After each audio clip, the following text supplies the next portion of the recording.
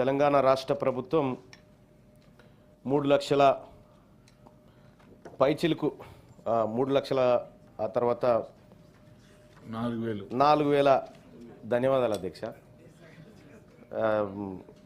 ఎందుకంటే మేమేమున్నా సరి చేసేది మీరే కాబట్టి సో 3,04,965 కోట్ల రూపాయల బడ్జెట్ని 2025-26వ ఆర్థిక సంవత్సరానికి తెలంగాణ రాష్ట్ర ప్రభుత్వం ప్రవేశపెట్టింది అధ్యక్ష. ఈ బడ్జెట్ చూస్తూ ఉంటే నోరూరుతా ఉంది అధ్యక్ష, చాలా స్వీట్గా అనిపిస్తూ ఉంది బడ్జెట్. అయితే అధ్యక్ష, నాకు ఈ సభ సభ్యుడిగా నాకున్నటువంటి ఒక హక్కుల ద్వారా మిమ్మల్ని తమరి ద్వారా ప్రభుత్వాన్ని రిక్వెస్ట్ చేస్తున్నా అధ్యక్ష. ఈ 3,04,965 కోట్ల బడ్జెట్ ఏదైతే ఉందో ఇది మొన్న మనం లెక్కబెట్టిన 3,70,00,000 మందికా లేకపోతే 4,20,00,000 మందికా? ఇది ఒక్కసారి క్లారిటీ కావాలి సార్. ఇది ఎందుకంటే సార్ నాకు ఇంకా కన్ఫ్యూజన్ సార్. నాకు ఒకవేళ 4,20,00,000 మందికి అయితేనేమో నేను వేరే మాట్లాడతా సార్, ఒకవేళ 3,70,00,000 మందికి అయితేనేమో వేరే మాట్లాడతా సార్. సార్ ఎందుకంటే ఇక్కడ ఈ బుక్లోనేమో 3,70,00,000 మంది కానీ ఈ టేబుల్ మీదనే పెట్టింది అధ్యక్ష గవర్నమెంట్, కానీ ఇందులోనేమో 4,21,00,000 మంది ఉన్నారని ఈ బుక్లో పెట్టింది సార్ గవర్నమెంట్. ఈ రెండిట్లో లేదు కరెక్ట్ సార్. మమ్మల్ని తప్పుదో పట్టించింది ఏ బుక్ ఒకసారి దయచేసి తమ ద్వారా తెలియజేయాలి సార్. ఎందుకంటే ఈ బడ్జెట్ 4 కోట్ల మందికా 3,70,00,000 మందికా ఈ లెక్క తెలిస్తే ఏదానికి ఏదనేది మాకు కన్ఫ్యూజన్ పోతుంది సార్. ఈ రాష్ట్ర ప్రభుత్వం ఈ పుస్తకంలో తెలంగాణ రాష్ట్ర జనాభా 4,21,00,000 మంది ఉన్నారని ఈ బుక్లో చెప్తా ఉంది. ఈ రాష్ట్ర ప్రభుత్వం చేసినటువంటి సర్వేలో 3,70,00,000 మంది జనాభా అని చెప్తా ఉంది. బడ్జెట్ ఎంతమందికో అర్థం కాక నేను కన్ఫ్యూజన్లో ఉన్నా సార్. రైట్ సార్, నాకు తెలిసి ప్రభుత్వం దానికి ఏం సమాధానం చెప్తుందని నేను అనుకోవట్లేదు సార్. రైట్ అక్క, మా అక్క చెప్తే నేనే సంతోషపడతా, మా సీతక్క చెప్తే. సార్ ఇక 2024-25 బడ్జెట్కు సంబంధించి ఇదివరకు దాకా అంటే రాష్ట్ర ప్రభుత్వం నుంచి నాకు అందిన లెక్కల వరకు సార్, గత బడ్జెట్లో 6 గ్యారంటీల కోసం 53,196 కోట్ల రూపాయలు అలొకేషన్ చేసి 32,000 కోట్ల రూపాయలు ఖర్చు చేసినట్టుగా ప్రభుత్వ లెక్కలలో కనిపిస్తూ ఉంది సార్. మూసీ ప్రాజెక్టు కోసం 1,000 కోట్లు ఇచ్చి 1,000 కోట్లు అలొకేషన్ చేసి 600 కోట్లు ఖర్చు చేసింది. ఇండస్ట్రీస్ డిపార్ట్మెంట్ కోసం 2,500 కోట్లు పెట్టి 1,500 కోట్లు ఖర్చు చేసినట్టుగా తెలుస్తూ ఉంది. అలాగే ఐటీ డిపార్ట్మెంట్ 774 కోట్లు పెట్టి 500 కోట్లుగా కనిపిస్తూ ఉంది. పంచాయతీరాజ్ డిపార్ట్మెంట్ 40,080 కోట్లు పెట్టి డిసెంబర్ నాటికి 24,500 కోట్లు ఖర్చు పెట్టినట్టుగా తెలుస్తూ ఉంది. అలాగే మున్సిపల్ అడ్మినిస్ట్రేషన్ డిపార్ట్మెంట్ 11,692 కోట్లు పెట్టి ఇట్లా సార్ డిసెంబర్ నాటికి పోయిన బడ్జెట్ని 2,91,000 కోట్ల బడ్జెట్ ఏదైతే పోయినసారి పెట్టుకున్నామో దాంట్లో డిసెంబర్ నాటికి 2024 డిసెంబర్ నాటికి మనం 60% దాటి ఖర్చు పెట్టలేకపోయినాం సార్. అంటే అన్ యావరేజ్గా ఒక 3 నెలలకు కేవలం 20% చొప్పున పెట్టుకుంటూ రాగలిగినాం. ఆ తర్వాత 3 నెలలకు కూడా 20, అంటే నాకు తెలిసి 80% మాత్రమే ఖర్చు చేయగలిగినాం అనేటువంటిది గత బడ్జెట్ లెక్కలు చెప్తున్నటువంటి లెక్కలు అధ్యక్ష. సార్ మనకున్నటువంటి అంచనాలు మనకు తెలిసిపోయింది, అప్పులు మనకు తెలిసిపోయింది. ఖుద్దు ముఖ్యమంత్రి గారే చెప్పినారు కూడా, ఎందుకంటే ఆయన ఓపెన్గా మాట్లాడే మనిషి కాబట్టి ఊపర్ షేర్వాణి అందరు పరేషాన్ అనేటువంటి మాట ఆయన కూడా చెప్పిండు. ఇవన్నీ తెలిసిన తర్వాత కూడా ఈసారి 3 లక్షల పైచిలకు బడ్జెట్ పెడితే అందులో క్యాపిటల్ ఎక్స్పెండిచర్ కానీ రెవెన్యూ రిసిప్ట్స్ కానీ ఇవన్నీ ఎక్కడ కూడా మ్యాచింగ్ కనిపిస్తలేవు అధ్యక్ష, ఎక్కడ కూడా పొంతన కనిపిస్తలేవు. ఇది ఫుల్ఫిల్ చేయగలుగుతామా లేదా అనేటువంటి పరిశాన్ కనిపిస్తూ ఉంది అధ్యక్ష. సో రాష్ట్ర ప్రభుత్వం వాటిని ఎట్లా చేస్తుందో మరి చూడాల్సినటువంటి అంశం అధ్యక్ష. ఇప్పటికే అంటే ఒక బడ్జెట్ అయిపోయింది, రెండో బడ్జెట్. ఈ బడ్జెట్ వచ్చే ఏడాది మార్చి వరకు మనకి ఈ బడ్జెట్ కనిపిస్తుంది. అంటే దాదాపు 2 సంవత్సరాల కాలం అయిపోయింది అధ్యక్ష. కాంగ్రెస్ పార్టీ మేనిఫెస్టోలో సగం మేనిఫెస్టో ఖతం అయిపోయింది, ఇక మిగిలింది సగం సజీవంగా ఉంది. అది కూడా ఎప్పుడైపోతుందో చూడాలి అధ్యక్ష. ఇక్కడ రాష్ట్ర ప్రభుత్వం చెప్పినటువంటి కొన్ని అంశాలను తమరి ముందు ఏకరువు పెడతా అధ్యక్ష. ఇక్కడ డైట్ ఛార్జీలు, కాస్మెటిక్ ఛార్జీలు రాష్ట్ర ప్రభుత్వం పెంచింది అధ్యక్ష. సరే, ఈ పేద పిల్లల పట్ల రాష్ట్ర ప్రభుత్వానికి ఎంతో కొంత కన్సర్న్ ఉంది కాబట్టి రాష్ట్ర ప్రభుత్వానికి ధన్యవాదాలు తెలియజేస్తా ఉన్నా అధ్యక్ష. కానీ ఇక్కడ ఒక చిన్న విషయం మాట్లాడుకోవాలి అధ్యక్ష. పెంచినటువంటి ఛార్జీలు ఇవి ఎంతవరకు ఈ పిల్లలకు సరిపోతాయి, ఎంతవరకు అనేది ఒకసారి చూస్తే, క్షమించాలి అధ్యక్ష, డైట్ ఛార్జీలు 3వ తరగతి నుంచి 7వ తరగతి వాళ్లకు గతంలో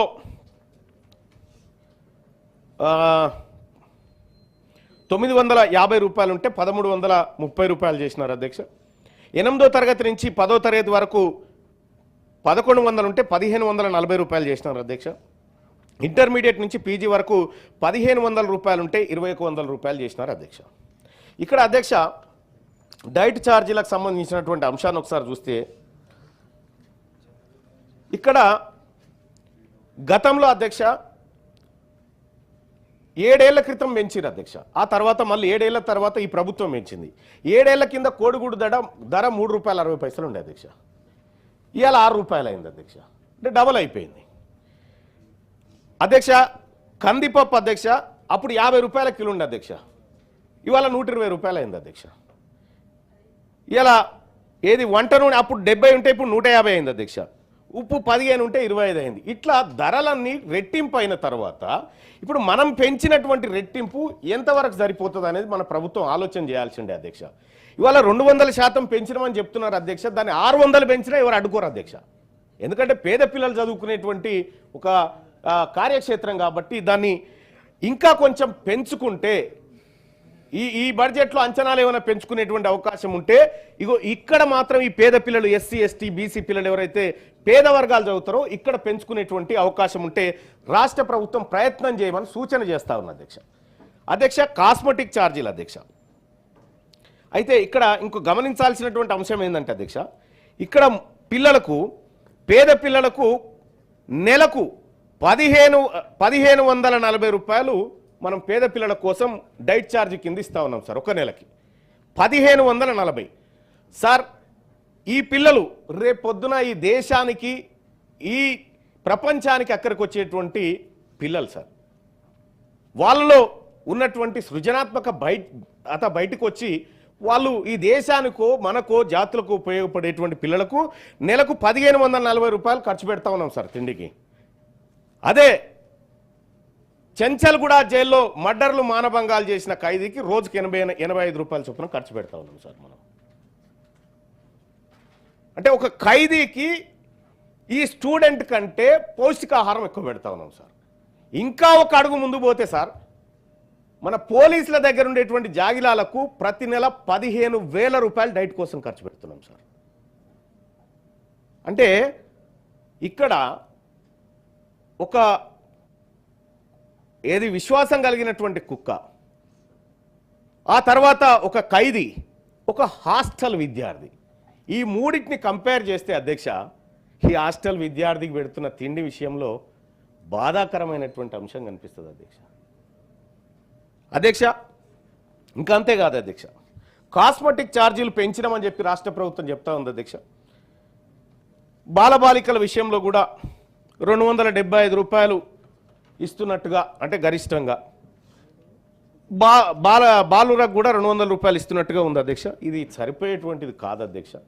ఇప్పుడు సంతూర్ సబ్బు ఒకప్పుడు 10 రూపాయలు ఉంది అధ్యక్ష, ఇలా 35 రూపాయలు ఉంది అధ్యక్ష. నేను రాత్రి ఒక కిరాణా షాపు మిత్రులతో మాట్లాడి ఇవి తెప్పించుకున్నా, ఎంత ఉంది ఏం కథ అని తెప్పించుకున్నా అధ్యక్ష. ఇవి ఎట్లా సరిపోతాయి అధ్యక్ష? దీంతో 200% పెంచినమని చెప్పుకోవడానికి పనికొస్తుంది తప్ప ఇలా కడుపు నిండుతుందా అనేది మాత్రం తొంగి చూడాల్సినటువంటి అవసరం ఉంది కదా అధ్యక్ష. దయచేసి తమరి ద్వారా రాష్ట్ర ప్రభుత్వానికి తెలియజేస్తా ఉన్నా అధ్యక్ష, ఇక్కడ సంక్షేమ హాస్టళ్ల విషయంలో ఇంకా మీరు 10 మెట్లైనా దిగి ఈ బడ్జెట్ను ఎక్కువ మొత్తంలో కేటాయించాల్సిందిగా రిక్వెస్ట్ చేస్తా ఉన్నా అధ్యక్ష. ఇక ఇంకో విషయం గమనిస్తే అధ్యక్ష, ఇక తెలంగాణ రాష్ట్రం రైజింగ్ స్టేట్ సార్. రాష్ట్ర ప్రభుత్వం కూడా అదే పదే చెప్తా ఉంది, రైజ్ అవుతా ఉంది, ప్రపంచంతో పోటీ పడతా ఉంది అనేటువంటి మాట రాష్ట్ర ప్రభుత్వం చెప్తా ఉంది సార్. ఈ ప్రపంచం ఎందుకని పక్క రాష్ట్రాల పండి చూసిన సార్ నేను. ప్రపంచం దాకా పోలే కానీ పక్క రాష్ట్రాలు చూస్తే ఆంధ్రప్రదేశ్, తమిళనాడు, కర్ణాటక, మహారాష్ట్ర, కేరళ వీళ్ళకి సంబంధించినటువంటి సోషో ఎకనామిక్ అవుట్లుక్లన్నీ రాత్రి ముంగటేసుకొని కూర్చున్నా అధ్యక్ష. కూర్చుంటే ఏ రాష్ట్రం పర్ఫార్మెన్స్ ఏంది అనేది చూస్తే అధ్యక్ష మన బడ్జెట్ బాగుంది అధ్యక్ష, కేటాయింపులు అయితే బాగా ఉన్నాయి. కానీ ఈ బడ్జెట్లో సంక్షేమ వ్యయం అనేది ఒకటి ఉంది సార్. సంక్షేమం కోసం వ్యయం చేస్తూ ఉన్నాం, అది 27.9% మనం పెడతా ఉన్నాం సార్ సంక్షేమం కోసం. ఇక బహుశా ఇవి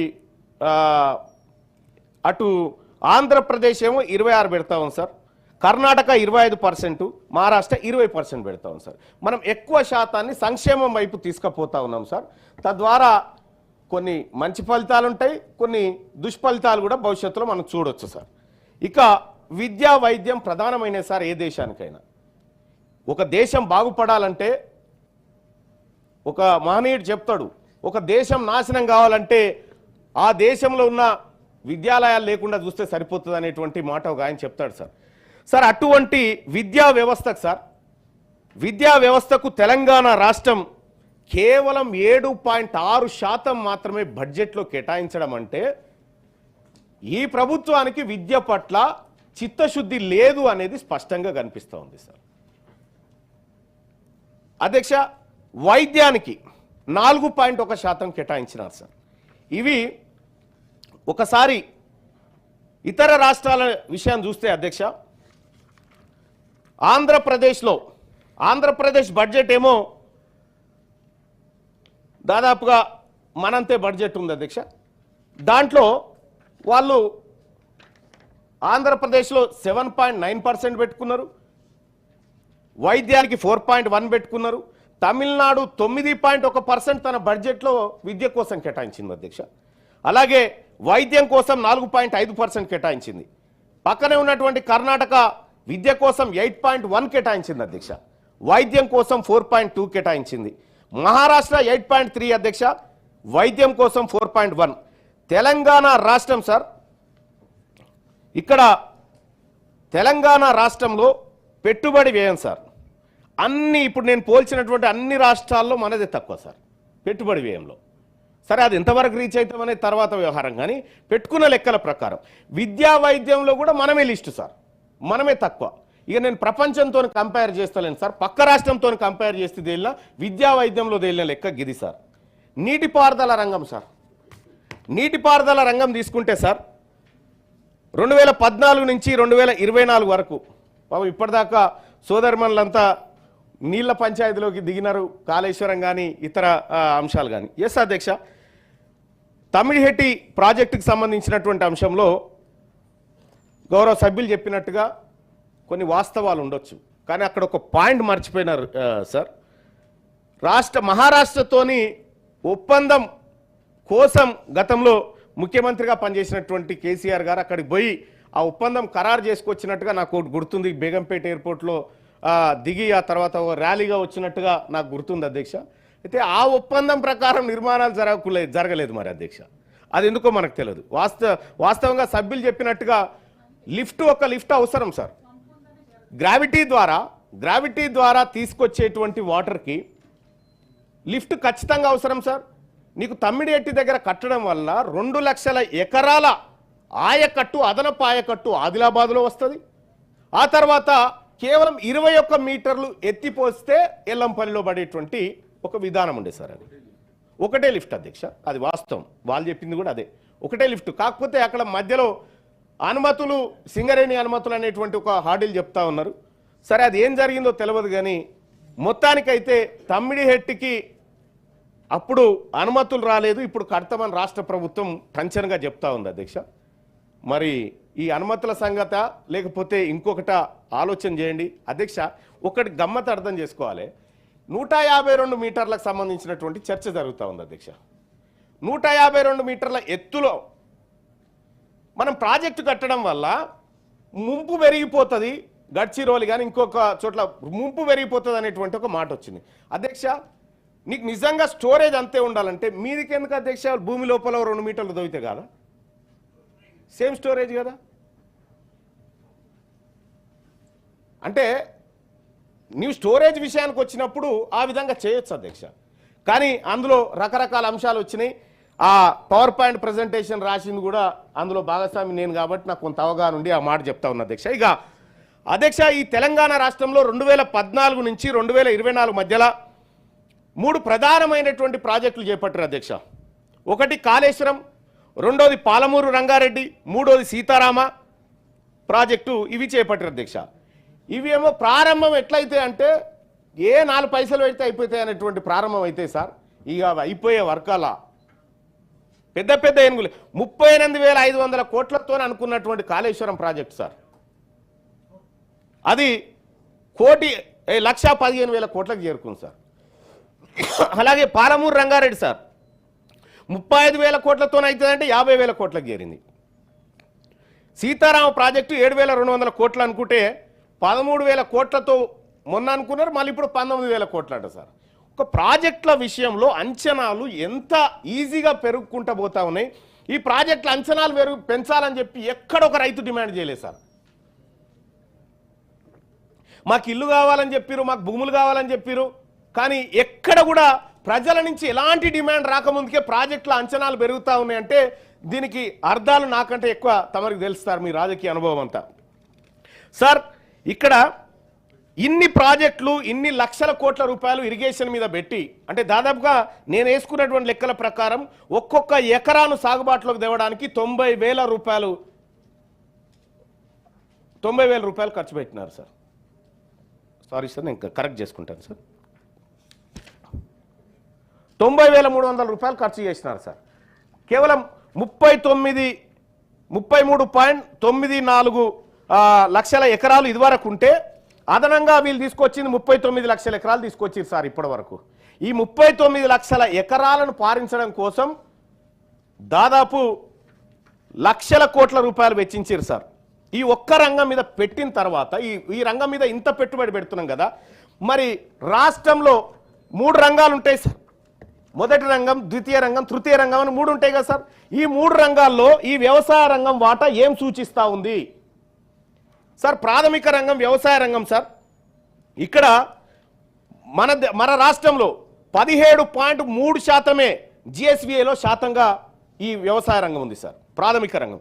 ద్వితీయ రంగం వచ్చేసి 16.4% ఉంది సార్.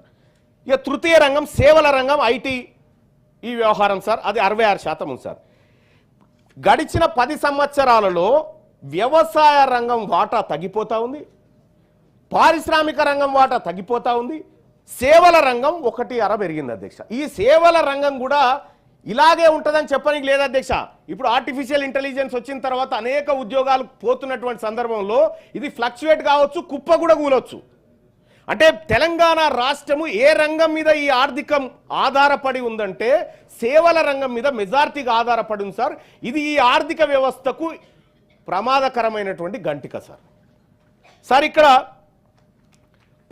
అందులో కూడా ప్రాథమిక రంగం 17.3% వృద్ధి ఉంటే వ్యవసాయం పశుసంవర్ధకం 81.7% ఉంది సార్. అటవీ మత్స్యపాలన 5%, ఖనిజాలు గనుల పరిశ్రమ 13.3 సార్. ఇక ఒక్కసారి 10 సంవత్సరాలకు సంబంధించి 2014 నుంచి 15 చూస్తే సార్, 2014 తెలంగాణ రాష్ట్రం ఏర్పడే నాటికి ప్రాథమిక రంగం 18.2% ఉంటే ద్వితీయ రంగం 20.4% ఉండే, తృతీయ రంగం సేవల రంగం 61.4 ఉండే అధ్యక్ష. 2014 నుంచి 2024 వచ్చేసరికి ప్రాథమిక రంగం పడిపోయింది అధ్యక్ష. ద్వితీయ రంగం 4% పడిపోయింది, సేవల రంగం ఒక 5% పెరిగింది సార్. ఇది ఏ మాత్రానికి ఇది భవిష్యత్తులో ఆర్థికంగా ఈ రాష్ట్రం పటిష్టంగా నిలబడడానికి సరిపోయేటువంటి విధానం కాదు. అందుకోసమే రాష్ట్ర ప్రభుత్వం ఇండస్ట్రీల వైపు ద్వితీయ రంగం వైపు దృష్టి పెట్టాల్సినటువంటి అవసరం ఉంది. ఇతర రాష్ట్రాలతో పోల్చినప్పుడు మనం ఎట్లా ఉన్నాం అనేది ఒక్కసారి చూస్తే అధ్యక్ష, తెలంగాణ రాష్ట్రం కంక్లూడ్ చేయండి. చేస్తాను సార్. 24 మంది ఉన్నారు మొత్తం. అవును సార్, 24 మంది ఉన్నారు సార్. మనం తక్కువ ఉన్నాం సార్ ఇలా సార్. మాట్లాడేవాళ్ళ లిస్టు అచ్చా మాట్లాడేటోళ్ళా సార్? అచ్చా అందరు మాట్లాడాలి కదా సార్. మీరు ఉన్నారు కాబట్టి మాట్లాడగలుగుతున్నాం సార్, లేకపోతే ఎట్లా సాధ్యమవుతుంది సార్ ఇది? ఇక్కడ ఈ రెండు రంగాలను మనం నిర్లక్ష్యం చేసినట్టయితే ఈ తెలంగాణ భవిష్యత్తులో అనేకమైనటువంటి ఇబ్బందులు ఎదుర్కొంటుంది సార్. ఇక సార్ నేను త్వరగానే కంక్లూడ్ చేస్తాను సార్, ఎందుకంటే మిగతా వాళ్ళు కూడా మాట్లాడేది ఉంది. ఇగో ఇదొక్కటి రాష్ట్ర ప్రభుత్వం దగ్గర తీసుకున్నటువంటి లెక్క సార్. దీన్ని తెలంగాణ రాష్ట్ర ప్రభుత్వం, ఇది యాక్చువల్గా సంక్షేమ హాస్టళ్ల టైంలో మాట్లాడాల్సిందే, ఇప్పుడు మాట్లాడుతున్నా సార్. 2023-24లో హాస్టల్, కొత్త హాస్టల్ 4 గడతాను పెట్టుకుంది సార్ గత ప్రభుత్వం. మొన్న మన ప్రభుత్వం వచ్చి 4 హాస్టల్ గడతాను పెట్టుకుంటే ఒక్కటి కూడా కట్టలేదు సార్ ఇప్పటిదాకా. ఇంకా గమ్మత్ విషయం ఏంటంటే మొన్న మన ప్రభుత్వం 2,85,000 మందికి మెట్రిక్ అనంతరం ఉపకార వేతనాలు ఇస్తామని పెట్టి 40,000 మందికి ఇచ్చింది సార్. అలాగే 2023-24లో 2,85,000 మందికి ఇస్తామని 1,00,000 మందికి ఇచ్చారు సార్. ఇప్పటికంటే గతం వాళ్ళు 60,000 ఎక్కిచ్చారు సార్. ఇక్కడ ఇప్పుడు మళ్ళీ 2,25,000 మందికి ఇస్తామని టార్గెట్ పెట్టుకురు సార్. కనీసం అదన్నా రీచ్ కావాలని రిక్వెస్ట్ చేస్తా ఉన్నా సార్. ఇక హాస్టళ్లలో 94,800 మందిని హాస్టళ్లలో పెడతామని చెప్పి, నింపాలని చెప్పి రాష్ట్ర ప్రభుత్వం లక్ష్యం పెట్టుకుంటే 2023-24లో 19,000 మందిని రీచ్ కాలేదు సార్. సేమ్ 2024-25లో కూడా అదే పరిస్థితి సార్. ఈసారి రాష్ట్ర ప్రభుత్వం ఏం పెట్టిందంటే భయంకరంగా, ఈసారి మేము తెలంగాణ హాస్టల్లో గతంలో 94,000 మంది టార్గెట్ పెట్టుకుంటే ఇప్పుడు 82,000 మందిని పెట్టుకుంటే దాదాపుగా 12,000 మందిని హాస్టల్కి దూరం చేసేటువంటి కార్యక్రమం దిగ్విజయంగా టార్గెట్గా పెట్టుకుంది ఈ రాష్ట్ర ప్రభుత్వం. ఇంకా అధ్యక్ష, చాలా ఈ రాష్ట్ర ప్రభుత్వం చేసినటువంటి కొన్ని కార్యక్రమాల ద్వారా అనేకమైనటువంటి ఇబ్బందులు ఎదుర్కొంటా ఉంది అధ్యక్ష. ఇగో నేను కంక్లూడ్ చేయదలుచుకున్నా అధ్యక్ష. ఇక ఎందుకంటే తెలంగాణ రాష్ట్ర ప్రభుత్వం ప్రజలకు ఇచ్చినటువంటి మేనిఫెస్టోకి సంబంధించినటువంటి హామీలు సార్, 6 గ్యారంటీలకు సంబంధించి ఇవాళ తెలంగాణ జనం అడుగుతా ఉన్నారు సార్. అమరవీరుల కుటుంబాలకు ప్రభుత్వ ఉద్యోగం ఇచ్చి 25,000 రూపాయల పెన్షన్ ఇస్తామని మనం మేనిఫెస్టోలో పెట్టుకున్నాం సార్. ఇప్పటి వరకు వాళ్ళని కనీసం ఆ టాపికే లేదు సార్. మహిళలకు 2,500 రూపాయలు ప్రతి నెల ఇస్తామని చెప్పి, ఫైనాన్షియల్ అసిస్టెన్స్ చేస్తామని చెప్పి మనమే చెప్పినాం, అది ఇప్పటి వరకు లేదు. ఆ తర్వాత 15,000 రూపాయలు పర్ ఎకర్కి ఇస్తామని చెప్పినాం. మరి ఆ రైతు కూలీలకు కూడా 12,000 ఇస్తామని చెప్పినాం, ఇంకా అందనట్టు. ఇక అలాగే విద్యా భరోసా కార్డు 5 లక్షల రూపాయలు ఇస్తామని చెప్పినాం సార్, అది అడుగుతా ఉన్నారు జనం. తెలంగాణ ఇంటర్నేషనల్ స్కూల్ ప్రతి మండలంలో పెడదాం అనుకున్నాం సార్, అక్కడోటి పెట్టినాం సార్. అంతకంటే సార్ కంక్లూడ్ చేస్తున్నాను సార్. ఇట్లా తెలంగాణ రాష్ట్ర ప్రభుత్వం అనేకమైనటువంటి ఆశలు ప్రజలకు కల్పించి బడ్జెట్లో మాత్రం ఎలాంటి కేటాయింపులు లేవు. ఈ కేటాయింపులు లేకపోతే ప్రజలకు మనం పరోక్షంగా ఏం చెప్తా ఉన్నాం, మా వల్ల కాదు, మేము ఇయ్యలేము, మేము అబద్ధం చెప్పినామని రాష్ట్ర ప్రభుత్వం ప్రజలకు చెప్పదలుచుకుందా అనేది నేను తమరి ద్వారా ప్రభుత్వాన్ని రిక్వెస్ట్ చేస్తా ఉన్నాను సార్. అలాగే ఈ బడ్జెట్ విషయంలో సార్, ఈ బడ్జెట్ విషయంలో సంపూర్ణంగా మేము మద్దతు ఇవ్వాలనేటువంటి ఆలోచన ఉండే సార్. కానీ ఈ లెక్కలు మా బీసీలో పెట్టినటువంటి లెక్కలు సార్, 9,200 సార్ పెడితే 5,200 కోట్లు కూడా ఖర్చు పెట్టలేదు సార్. ఇప్పుడు 11,000 కోట్లు పెడితే రేపు 400 కోట్లు చేస్తారో దాన్ని ఏం చేస్తారో అర్థమైతలేదు సార్. సరే సరే, ధన్యవాదాలు సార్. ఈ బిల్లుకు ఏదైతే ఈ బడ్జెట్ ఉందో ఈ బడ్జెట్ కు మేము నిరసనతో మద్దతు తెలియజేస్తా ఉన్నాం సార్. మంచి కొత్త సూత్రం పెట్టావు.